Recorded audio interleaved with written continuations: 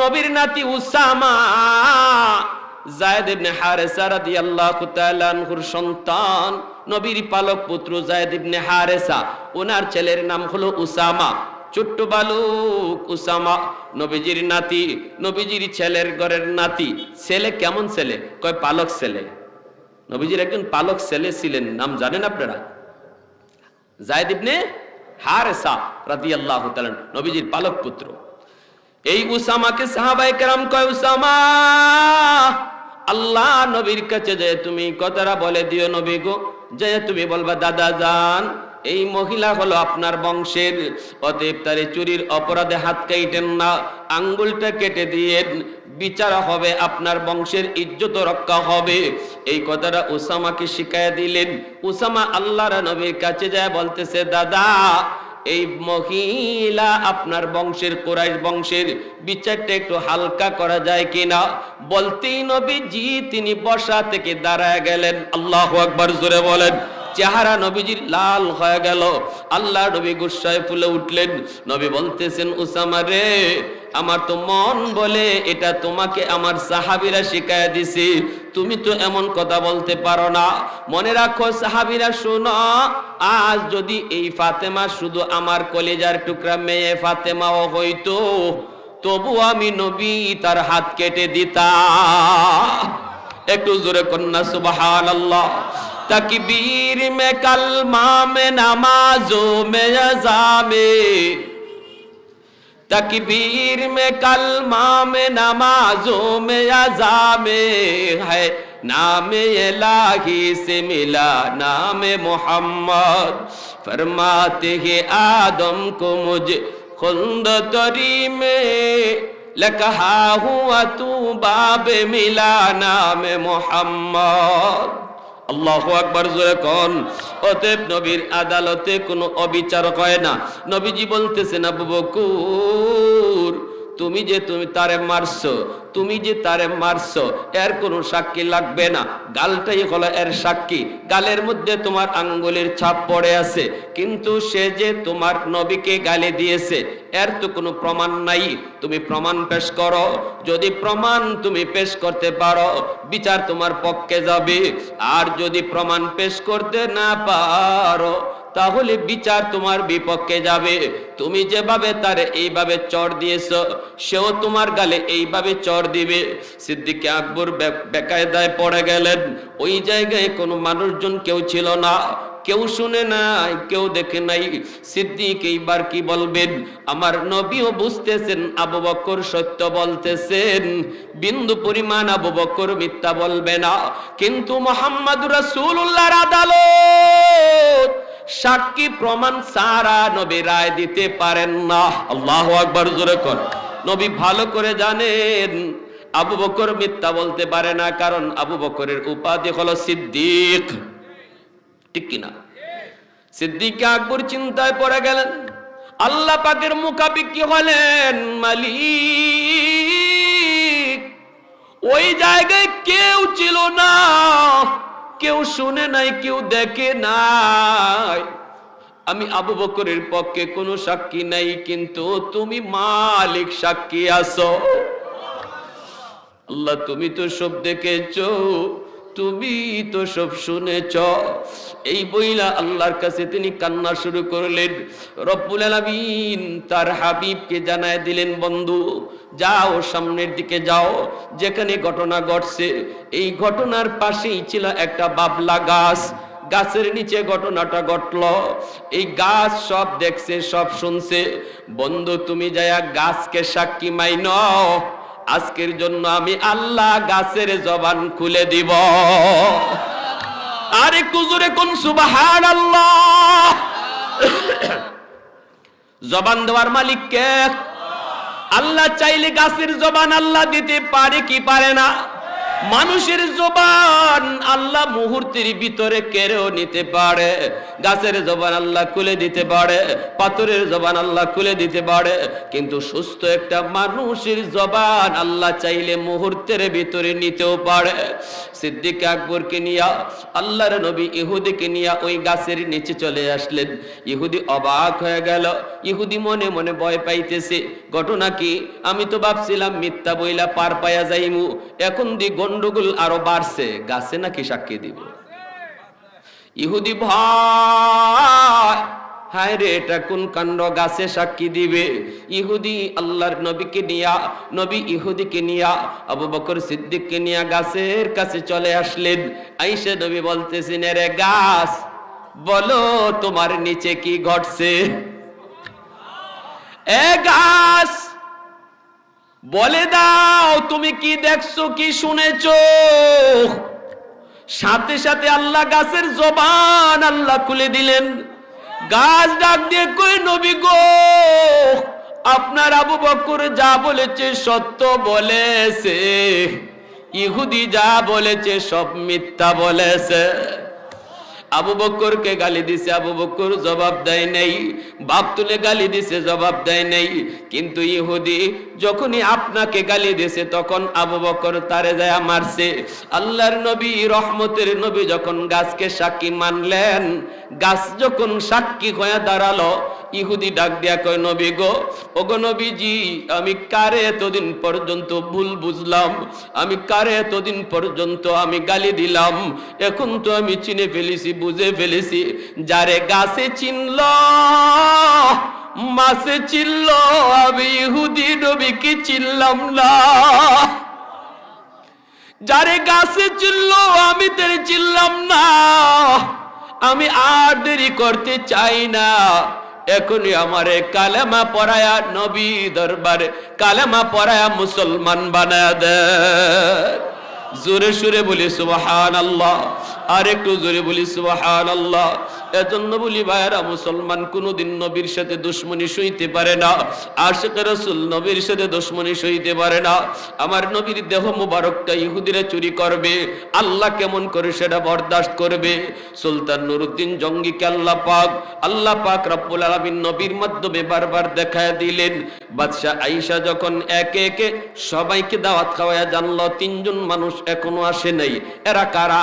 নবীর রওজার পাশে বইসা বইসা ওরা জিকির করে, মদিনার মানুষকে ওরা দান সদকা করে। বাদশা কয়, আমাকে ওদের কাছে নিয়ে চলো। বাদশাকে ওদের কাছে নিয়ে আসা হলো। ঘরের ভিতরে বাদশা যায় ঢুকলো। ঢুইকে যখন দেখে শুধু জিকিরের আওয়াজ, দরজা বন্ধ, দরজা খুলে না, শুধু ভিতর থেকে জিকিরের আওয়াজ। বাদশা বলে, দরজা খোলো। বারবার ডাকাডাকি করার পর ওরা দরজা খুললো। বাদশা মন্ত্রী নিয়ে ভিতরে ঢুকলো। মন্ত্রী নিয়ে ভিতরে ঢুইকে তারা খোঁজাখুঁজি করলো। ওই তিনজনের চেহারার দিকে তাকায়, কিন্তু চেহারা চেনা যায় না। মাফলার দিয়া মুখটা তাদের ঘোরা, রুমাল দিয়া তাদের মুখটা ঘোরা। বাদশা যায় বলতেছে, চেহারা খোলো, চেহারাটা আমাকে দেখাও। যেই মাত্র রুমালটা সরায়, আল্লাহু আকবার, যেই মাত্র চেহারার উপর থেকে রুমাল সরায়, নুরউদ্দিন জঙ্গি তাকায় দেখে আমার মায়ার নবীর স্বপ্নে যেই তিনটা চেহারা দেখাইছে গো, এই একই চেহারা, এই তিনজন মানুষের চেহারা।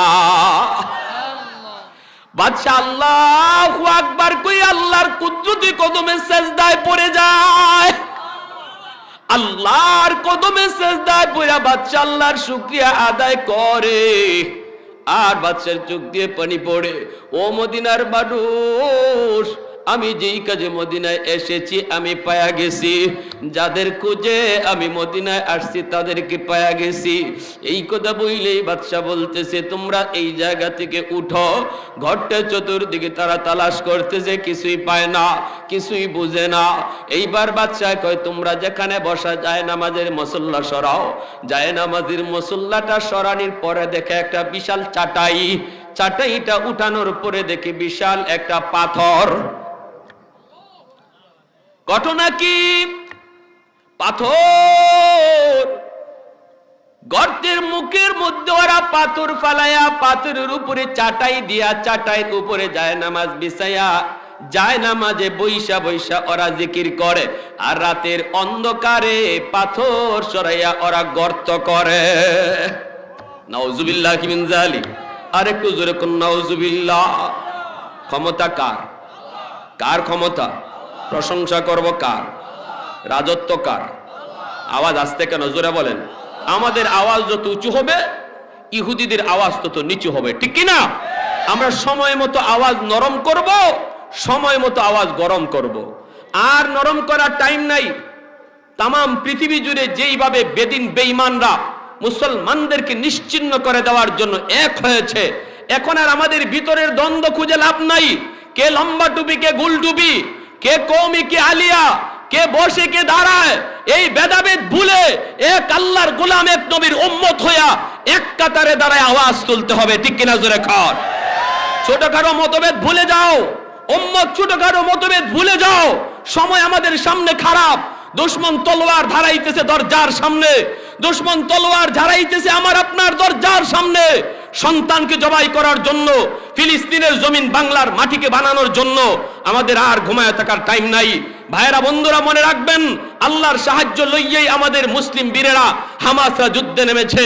আল্লাহর সাহায্য তাদের সাথে আছে, আল্লাহকে সাথে লইয়েই তারা যুদ্ধে নামছে। এজন্যই অল্প কিছু মুজাহিদ, কিন্তু দুশমন এত হাজার লক্ষ হওয়া সত্ত্বেও তাদের সাথে পেরে উঠতে পারছে না। বরং ওরা বলতেছে এই মুজাহিদরা কোত্থেকে আসে, কোন দিক থেকে হামলা করে, কোন দিকে যায়, আমরা তো টেরই পাই না। কোত্থেকে আসে, কোন দিকে যায়, কি করে, কিছুই তো টের পাই না।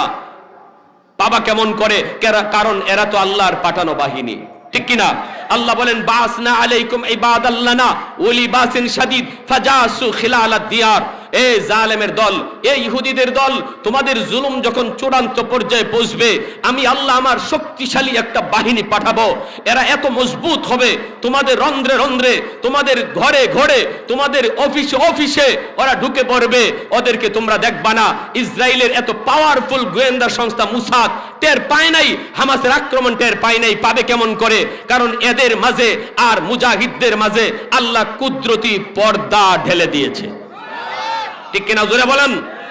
আমেরিকা এসেছে পাশে রণতরী লইয়া, আর বলতেছে ইন্নী জারুল লাকুম, এ নেতানিয়াহু ভয় নাই তোর, আমি তোর পাশে আছি, তুই যা পারো তা করো। আমেরিকা বলতেছে আমি তোর পাশে আছি, ভয় নাই, টেনশন নাই। কিন্তু আমরা ভালো করে জানাই দিতে চাই, তোমার মতো ইবলিসও বদরে আবু জাহেলকে বলছিল, বদরে আবু জাহেলকে ইবলিসও এই কথাই বলছিল, ইন্নী জারুল লাকুম। আবু জাহেলকে বলছিল ভয় নাই, আমি তোর সাথে আছি। আজ আমেরিকা যে কথা বলছে আমি তোর পাশে আছি, কে তোর গায়ে হামলা করে আমি দেখব। ইবলিসও এই কথা বলেছিল। কিন্তু আমরা কি দেখলাম? আমরা দেখলাম বদরের মাঠে কিছুক্ষণ পরেই ইবলিস দেখতেছে আকাশ থেকে ফেরেশতার বাহিনী নামতেছে, ইবলিস ভাগতেছে। আবু জাহেল জিজ্ঞেস করে নেতা কই যাও? মাঠে নামাইয়া যুদ্ধ শুরু করায়া তুমি কোথায় যাও? ইবলিস কয় ইন্নী আরা মা লা তারাউন, আমি যা দেখি তোমরা তা দেখো না। ইন্নী আখাফুল্লাহ, আমি আল্লাহরে ডরানোর মতো ডরাই, আমি আল্লাহরে খুব ভালো করে চিনি। আল্লাহ ধরে না, ধরে না, ধরলে আল্লাহ ছাড়ে না। ইবলিস কয় আমার তাড়াতাড়ি ভাগার রাস্তা দে। আমরা বলতে চাই ওয়েট এন্ড সি।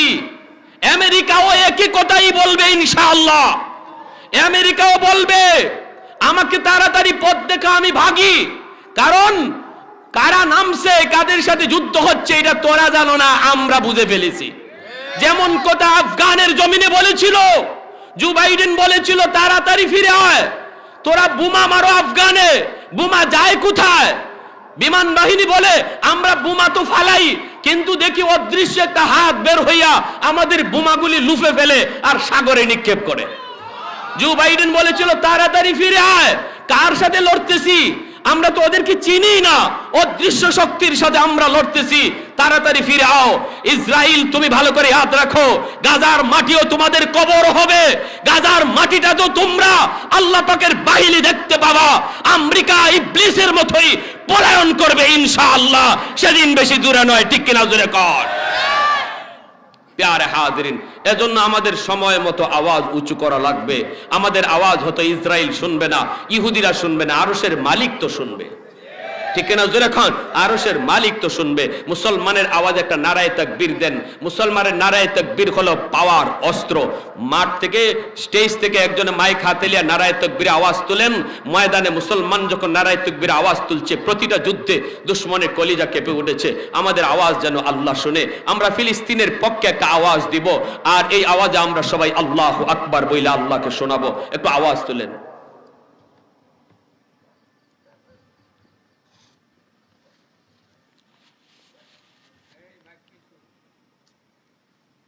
কি ব্যাপার?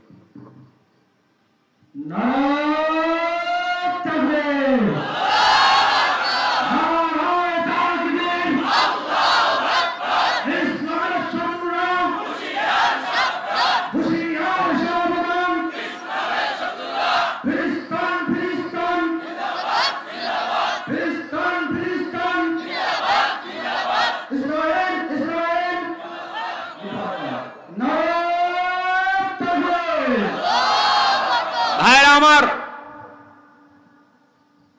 পৃথিবীর সময় প্রায় শেষ, দাজ্জালের সময়ও কাছাকাছি, ইমাম মাহদির আগমনের সময়ও খুব কাছাকাছি। ইহুদিরা দাজ্জালের চেলা হওয়ার অপেক্ষায়, আর আমরা ইমাম মাহদির সৈনিক হওয়ার অপেক্ষায়। এখানে যুবক আওয়াজ দিয়ে বলো ঠিক কিনা? ইমাম মাহদির সৈনিক হওয়ার অপেক্ষায় আমরাও। যদি বাংলাদেশ সরকার আমাদেরকে ফিলিস্তিনের ময়দানে দেয়া যুদ্ধ করার কোন সুযোগ তৈরি করে দেয়, আমরা ধন্যবাদ জানাবো, হাজারো ধন্যবাদ জানাবো। নবী বলেন, জিহাদের তামান্না যার দিলে নাই সে মুনাফিক হয়ে মরবে। জিহাদই হলো একমাত্র জান্নাতে যাওয়ার বাইপাস রাস্তা। বাবার দরবার, খাজার দরবার, ল্যাংটাসা জটাসার দরবার জান্নাতে যাওয়ার বাইপাস কোন রাস্তা নয়। জান্নাতে যাওয়ার বাইপাস রাস্তা হলো আল জিহাদু মুখতাসারু তরিকিন ইলাল জান্নাহ। আমার মায়ার নবী বলেছেন, ইলামু আন্নাল জান্নাতা তাহতা জিলালিস সুয়ুফ, তলোয়ারের নিচেই হলো তোমাদের জান্নাত। অতএব জিহাদের তামান্না মনের ভিতরে রাখতে হবে যদি মুমিন হয়ে মরতে চাই। আর যদি ফিলিস্তিন যাওয়ার রাস্তা আমাদের সামনে তৈরি করে দেওয়া হয়, ইমাম মাহদির আগমনের খবর যদি আমরা পেয়ে যাই, মাহদির সৈনিক হইতে কারা কারা তৈয়ার? হাত উঠে আল্লাহকে আবার একটু দেখান। প্যারে হাজিরিন, এজন্য বলি ইমানটারে জাগ্রত করেন, আর ঘুমায় থাকেন না। একটু জাগ্রত হতে হবে, সজাগ হতে হবে। রাসূল করিম সাল্লাল্লাহু আলাইহি ইসলামের সাথে বিয়াদবি আজকার নয়, বহু আগের। সাথে সাথে বাদশাহ সুলতান নুরউদ্দিন জঙ্গি রহমতুল্লাহি আলাইহি ইনি বলতেছে, এই মদিনার মানুষ, তারা যখন এই লোকদের ঘরে ঢুকে এদের তিনজনকে যখন গ্রেফতার করে বের করে নিয়ে আসে, মদিনার মানুষ এই তিনজনের পক্ষে নামছে, কারণ জানেই না হুজুর এই মানুষগুলি এত ভালো, এত মুত্তাকি, এত বড় পরহেজগার, এত বড় আল্লাহওয়ালা। মদিনার এমন কোন মানুষ নেই যেই মানুষকে ওরা দান করে নেই, সদকা করে নেই। 24 ঘন্টা ওরা শুধু আল্লাহ আল্লাহ জিকির করেছে। নবীর রওজার সামনে দাঁড়ায় দাঁড়ায় শুধু নবীকে সালাম জানাইছে। এত বড় মুত্তাকি, এত বড় পরহেজগার আমাদের চোখে আর মদিনাতে পড়ে না। দয়া করে আপনি এদের কোনো ক্ষতি করবেন না, দয়া করে আপনি এদের কোনো ক্ষতি করবেন না। সুলতান নুরউদ্দিন জঙ্গি দেখানো চেহারা 100-101, এদের চোখ হলো নীল, চোখ হলো নীল। ওদের ঘরের ভিতরে যা গর্ত, ওই গর্তের ভিতর দিয়া তখন সৈন্যরা নামলো, মানুষজন নামলো। নাইমা দেখে আমার নবীর পা মোবারকটা পর্যন্ত দেখা যায়, এতটা কাছে চলে গেছে। আমার মায়ার নবীর পা মোবারকটা পর্যন্ত দেখা যায়।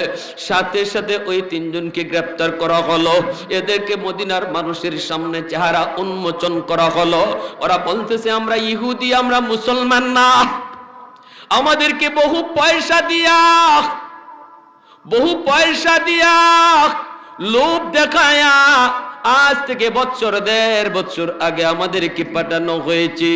আমরা বছর ব্যাপী এই মিশনে চলছি নবীর দেহ মুবারকটাকে চুরি করার জন্য, নিয়ে যাওয়ার জন্য।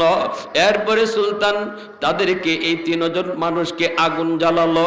মদিনার মানুষ বিশাল আগুন জ্বালায়া এই 3টাকে আগুন দিয়ে পুরলো। কোন কিতাবে এসেছে এই 3 জনকে যেই আগুনে ফালানো হয়েছিল এই আগুন 17 দিন পর্যন্ত আগুন জ্বলছে। এরপরে বাদশাহ নুরউদ্দিন জঙ্গি মায়ার নবী দয়ার নবী রওজা মুবারকের চতুর্দিকে সীসা ঢালাই করে, সীসা ঢালাই করে মাটির নিচ দিয়া বহুত বড় প্রাচীর তৈরি করা দিয়েছে, যেন আর কোনো ইহুদি এমন ষড়যন্ত্র করতে না পারে, নিচ দিয়ে যেন আমার নবীর রওজার কাছে আসতে না পারে। সীসা ঢালাই দেয়া প্রাচীর করে দেওয়া হয়েছে। ভাইরা বন্ধুরা, জন্ম বাইরে ইহুদিরা কিন্তু আজকের জাতি না, এরা বহু আগ থেকে ইসলামের সাথে মুসলমানের সাথে ষড়যন্ত্র একে একে তারা করেই আসছে। এদের ষড়যন্ত্র থেকে আমার নবী পর্যন্ত রেহাই পান না, ঠিক কি না? অতএব আমার ভাইরা একটু খেয়াল করে শুনো, আমার নবী রহমতের নবী মদিনা ইহুদিদের সাথে কত উত্তম আচরণ করেছেন।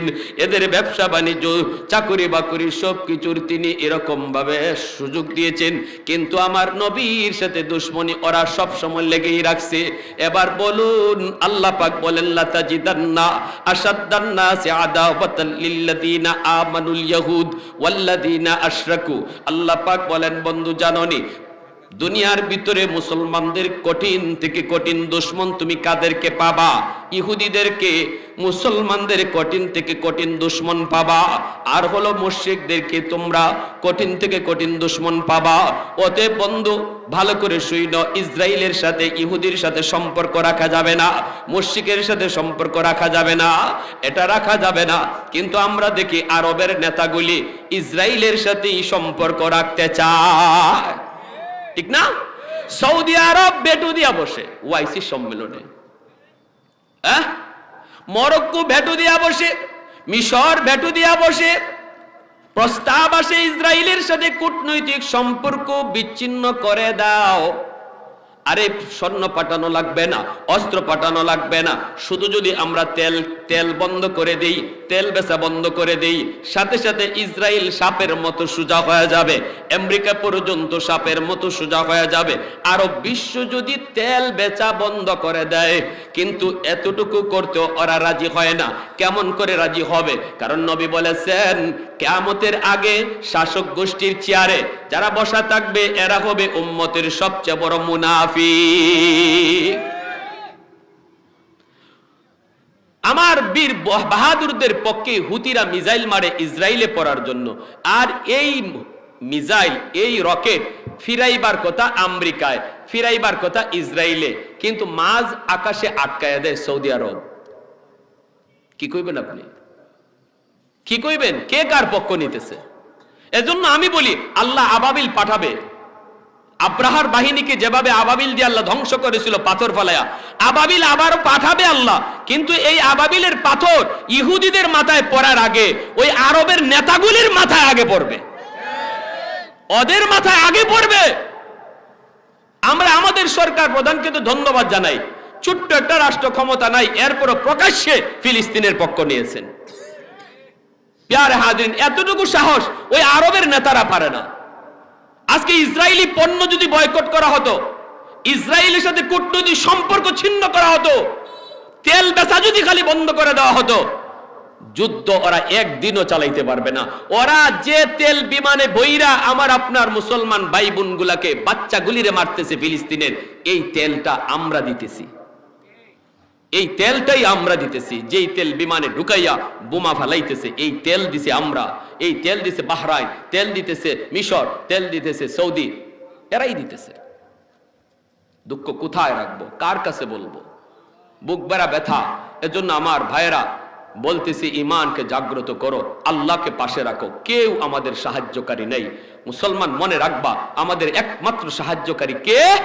আল্লাহ। হামাস বীর বাহাদুররাও কয় আমরা তোদের সাহায্য চাই না, তোদের সাহায্য লই আমরা যুদ্ধে নামিও নাই, যার সাহায্য দরকার তার সাহায্য লইয়েই যুদ্ধে নামছি, তোদের সাহায্য প্রয়োজন নেই। তোরা শুধু আমাদের বাচ্চাগুলি যারা না খায়া মরতেছে ওদেরকে খানার ব্যবস্থা করো, একটু পানির ব্যবস্থা করো, চিকিৎসার ব্যবস্থা করো। এতটুকুও পর্যন্ত আমাদের আরব মুরল্লা পারে না। আল্লাহ তুমি এদেরকে সহি বুঝ দান করো, আল্লাহ আমাদের ঈমানকে তুমি মজবুতি দান করো, আয় আল্লাহ আমাদের আমলকে সুন্দর করো। সবাই বলি আমিন। ওয়া আখির দাওয়ানা আনিল হামদুলিল্লাহি রাব্বিল আলামিন।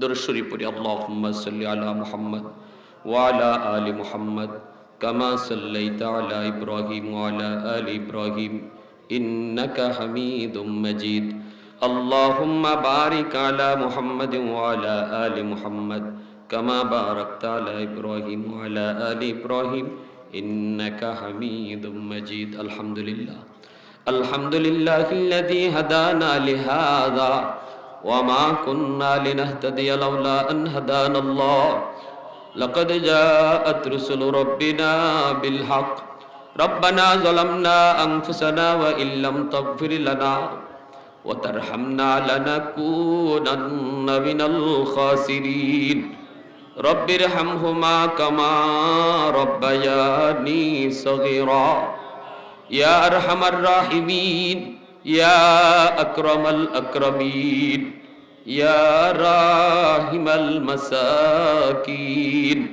أسألك مسألة المسكين أي الله আমরা মিসকিনের বেশে তোমার দরবারে হাত দুইটা বাড়ায় দিছি আল্লাহ দয়া করে তুমি আমাদের ফিলিস্তিনের শিশু বাচ্চাগুলির উপরে রহম